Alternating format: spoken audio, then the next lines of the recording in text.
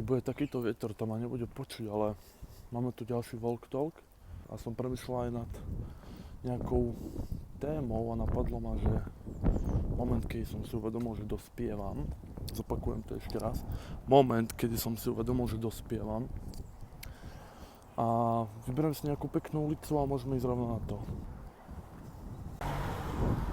Moment, keď ja som si uvedomil, že dospievam, ja si myslím, že to sa ani človek nedokáže úprimne uvedomiť. Ide teraz vlak. Ale podľa mňa si to ani človek nedokáže úprimne uvedomiť, pretože my dospievame vlastne celý život. My sme deti, aj keď sme starí detkovia a staré babky. A myslím si, že aj dospievame rýchlejšie, ako si to uvedomujeme. Už dávno sa chovám ako dospelý, hej. Napríklad, keď máte mladších súrodencov, brigádujete, neviem, staráte sa o niekoho, o zviera, alebo celkovo stačí, keď sa staráte o seba, už vlastne je to znak toho, že dospievate, že ste dospeli. Dospievanie, čo znamená, o tom tu nechcem polemizovať, pretože by som to robil dlho, ale momentálne neviem odpoveď. Môžete vy napísať, čo si myslíte, že to je dospievanie. A stále ešte mám ako taký problém točiť na verejnosti, vyberám si spoty, kde není veľa ľudí, najlepšie, kde nie je žiaden. A to je tiež známka dospievania, pretože vychádzame zo svojej komfortnej zóny, robíme to, čo je nepríjemné nám. Nie v zlom slova zmysle, ale robíme niečo, na čo nie sme zvyknutí. A tak otvárame si nové dvere, možno raz o mňa bude nejaký veľký youtuber. Nepredpokladám, ale toto je skôr taký môj DR. Nazvime to taká mužská verzia diáru, tak keď má žena nejaký diár.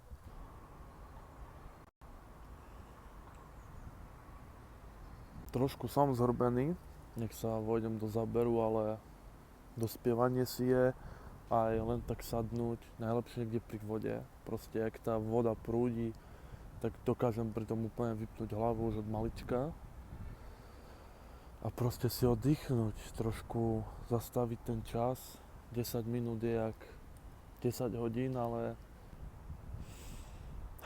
proste to ticho, to je tiež dospievanie. Vážiť si ten čas, poďakovať Bohu za všetko, čo v živote mám, za všetko, čo nemám.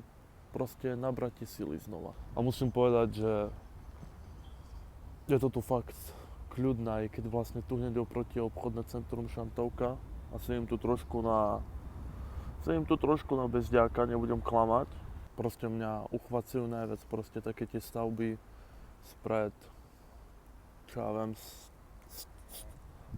100-200 rokov. Pitný režim zhruba spred 100-200 rokov, kde proste fakt ešte tá kreativita sa využívala, kde tí ľudia sa nebáli proste vyjadriť to, aj cez takúto krásnu vec, ako je postaviť dom nejakú budovu, nejakú radnicu, nejaký kostol. A proste tá naša história je podľa mňa veľmi povrchne preskúmaná a to ma mrzí trošku. Proste je to kľud.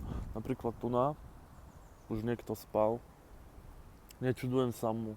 Ja by som, keďže som bezďak, tiež tu spím, no ja by som si tu dal stavebné povolenie a postavil budku jak pre psa a v tom by som spal. Bobor, to vám musím ukázať. No ja vám ukážem bobra. Normálne tam je bobor. Skúsime ísť, či môžeme ísť za ním. Hej.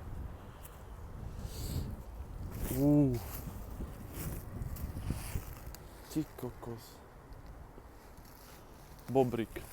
Snáď tam nejak viem prejsť. Snáď ma nebude chcieť napadnúť. Ale je moc pekný. A ja bobrov som úprimne nemal moc šťastie vidieť a nechcem ho nejako vyrušiť. A už je tu. Pozri tu. Krásny je. Jo. Takže ho asi necháme tak. Nemusí sa bať, ja som v pohode, kámo. Že mám bobríka, krásne nám odplával.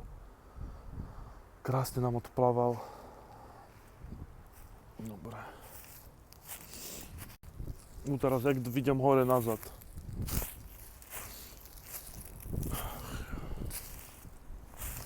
I'm rich bitch, I'm funny fast. A upravím sa. Takto pekne s Bobrikom môžeme toto video ukončiť. Snáď sme predali myšlienku ešte raz, že myšlienku, kedy som vlastne dospel, keď si ty dospel, nezabúdajme na to, že stále dospievame a nie je nič zlé na tom niečo nevedieť, ale naopak, čím viac neviem, tým viac viem, ak to dáva zmysel, práve som to vymyslel. Vlastne mám Japonec a takto sa s vami lúčim. Čus, papa.